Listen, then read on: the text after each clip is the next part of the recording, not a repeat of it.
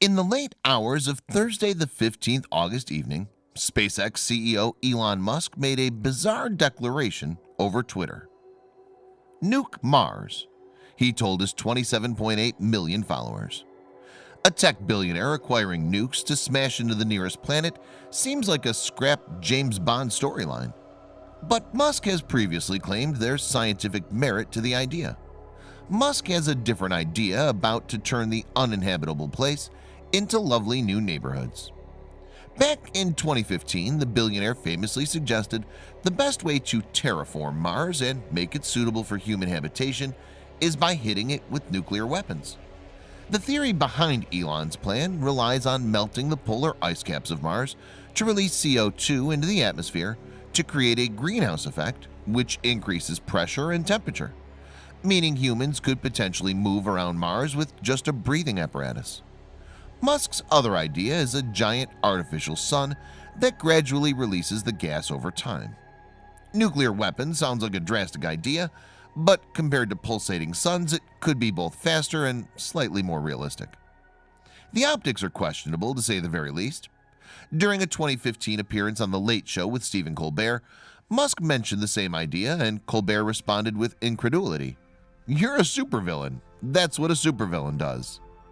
Mars is not particularly hospitable to humans right now, so the logic behind nuking the planet is that humans could intervene to make it more hospitable.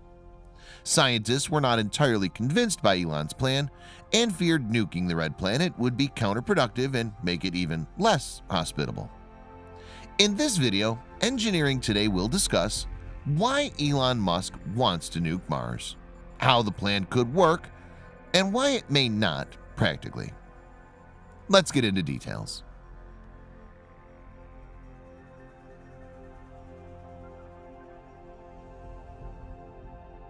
Terraforming Mars, a planet just over half the size of Earth, could provide a second nearby home for humans. For Musk, who wants to establish a city on Mars by 2050 at a cost of up to $10 trillion, the idea is to transform humanity into a multi-planetary species. It could use refuelable SpaceX rockets to hop further and further out, expanding and exploring. NASA recently revealed further details of a proposed plan to use Elon Musk's SpaceX Starship in future missions to Mars and the Moon. The billionaire SpaceX is currently testing a prototype called Starhopper that's an early version of the spacecraft called Spaceship Super Heavy, which could play a vital role in humanity's exploration of the heavens. Musk explained in September 2018 that SpaceX Starship is really intended as an interplanetary transport system that's capable of getting from Earth to anywhere in the solar system as you establish propellant depots along the way. Those final destinations could cover Mars, Moon, maybe Venus, the moons of Jupiter throughout the solar system. This ultimate goal taps into Musk's wider motivations for the SpaceX rocket. There's so many things that make people sad or depressed about the future, but I think becoming a spacefaring civilization is one of those things that makes you excited about the future. That's the intent of SpaceX Starship, is to make people excited about the future. In March 2018, Musk cited a rather less optimistic reason for colonizing Mars. During the South by Southwest conference in Austin, Texas, Musk stated that such a colony would be better protected from an apocalyptic scenario. In the event of World War III, the only way for humanity to survive is to colonize Mars or the Moon, according to Elon Musk, adding, "I'm not predicting that we're about to enter the Dark Ages, but there's some probability that we will, particularly if there's a third world war. We want to make sure there's enough of a seed of human civilization somewhere else to bring civilization back and perhaps shorten the length of the Dark Ages." Experts have warned, however, that base dwellers could suffer from a number of social and psychological issues. Trapped indoors, architects would have to design habitats with livable spaces, avoiding cabin fever and encouraging cooperation. In the worst-case scenario, the Mars city could collapse into nationalistic infighting. Terraforming could give humans a greater degree of freedom to move around and make the planet an altogether more pleasant place to live.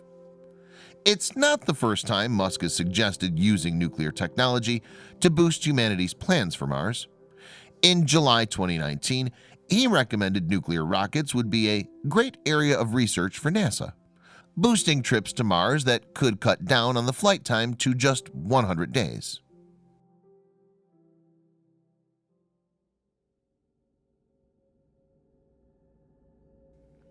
Mars is cold, like 217 Kelvin cold. That's around minus 81 degrees Fahrenheit. Heating up the planet, essentially fueling climate change on Mars, could make it slightly more hospitable. The planet's also home to a large carbon dioxide store. Heating up the planet could release the gases and water at the poles. These stores are left from when a wetter Mars may have orbited the Sun. This Mars, which may have existed 4 billion years ago, may have had water up to a mile deep in some areas. Scientists theorize that this may have been stripped away by solar winds, pushing away the Martian atmosphere over time. Research published in the journal Geophysical Research Letter in 2015 suggested there could be up to 150 billion cubic meters of ice on Mars, enough to cover the planet with 1.1 meters of ice. Release enough carbon dioxide, the theory goes, and Mars will experience an Earth-like self-sustaining climate change. You could start turning Mars from a red planet into a green planet.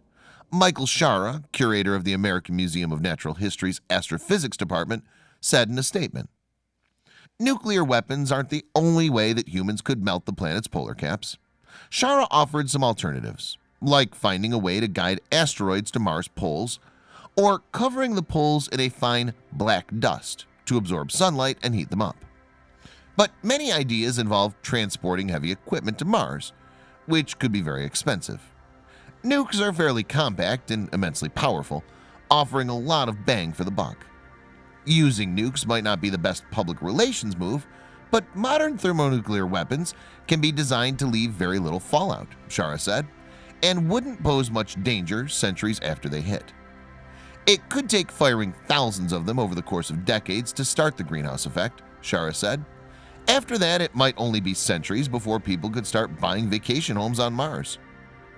The crater was shared in an image from the European Space Agency in December 2018, taken by the Mars Express high-resolution stereo camera. The 50-mile-wide site, filled with ice, is situated in the northern lowlands of Mars. The crater hosts a pile of water ice 1.12 miles wide all year, thanks to the cold trap phenomenon. The crater's floor lies 1.24 miles down from the rim, meaning that as air passes over the top, it cools and drops to create a protective layer of cold air to house the deeper levels of the ice. Musk, who joked about warming up this ice, has long advocated for tapping up Mars' frozen stores of carbon dioxide near the planet's poles.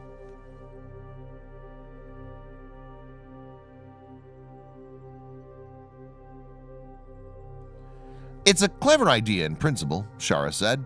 Whether it would really work, I don't think anyone has worked up the physics in enough detail to say it would. Even the most advanced computer simulations would have trouble predicting the aftermath of starting a runaway greenhouse effect.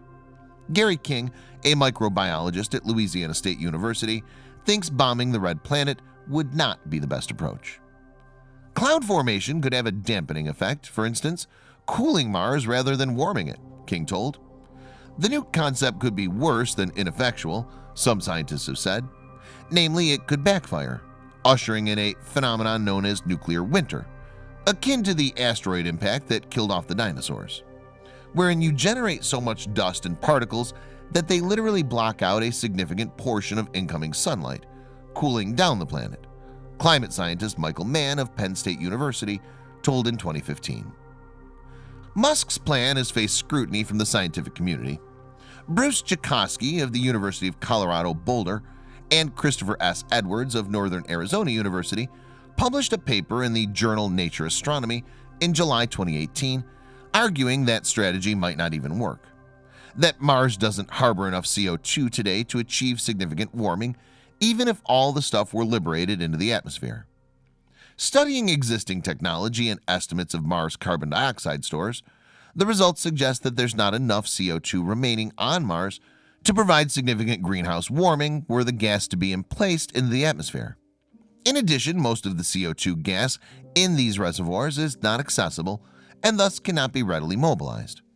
As a result, we conclude that terraforming Mars is not possible using present-day technology. The pair estimated that the polar caps would be enough for around 15 millibars of atmospheric pressure. Vaporizing the carbon-rich sedimentary rocks from Mars' watering days would release about 12 millibars. For comparison, Earth's atmosphere at sea level is around 1,000 millibars. The study team also explained why it did not consider water as a warming agent. Previous models of atmospheric warming have demonstrated that water cannot provide significant warming by itself. Temperatures do not allow enough water to persist as vapor without first having significant warming by CO2. It wouldn't be the first time humans have experimented with nature and faced unintended consequences.